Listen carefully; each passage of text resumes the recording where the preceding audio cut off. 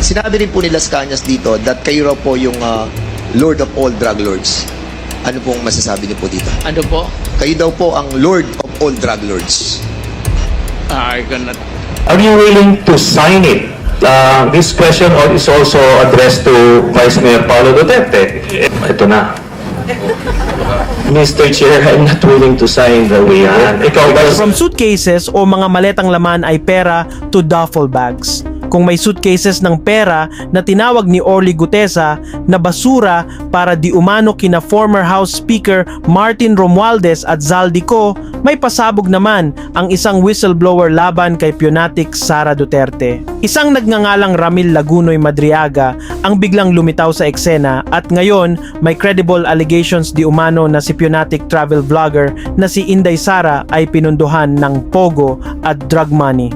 Si Madriaga ay binansagan ngayon ng media na bagman ni Piona at ito na nga ang sinasabi ni former Senator Antonio Trillanes na magbubulgar sa nakakasulasok na baho ni Piona at ng mga Duterte. Merong mag-file, not necessarily ako, tungkol kay Vice President Sara Duterte, yung sa confidential funds niya.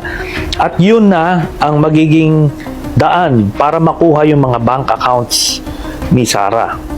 Pag nakita yon, makikita yung dividendo nila from the drug lords. Namin sinasabi ko noon pa, sila magkakapatid, binibigyan sila every 6 months. Tapos, meron pa sila makikitang iba dyan. Makikita nila kung gaano kalaki ang pera na ninakaw ng nila Sara Duterte kasama si Mans Carpio.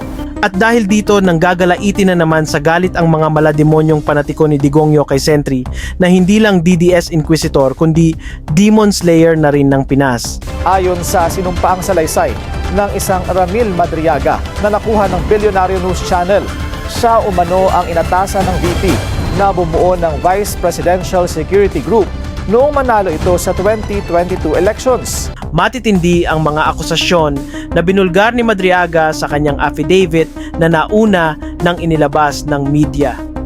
Ayon sa kanyang affidavit, nauna siyang nagtrabaho kay Piona ang may saltik noong mayor pa ito sa Davao para sa intelligence gathering involving politics, law, and counterintelligence matters. Isa sa pinakamatinding ibinunyag niya ay ang pondo di umano para sa Isip Pilipinas national campaign ni Piona ay galing sa pogo operators at drug dealers. Ang tinding pasabog ito kasi bilib na bilib pa naman ang mga DDS sa war on drugs at tokhang ni Digongyo, pero ang mga Duterte pala ang drug protectors at drug lords.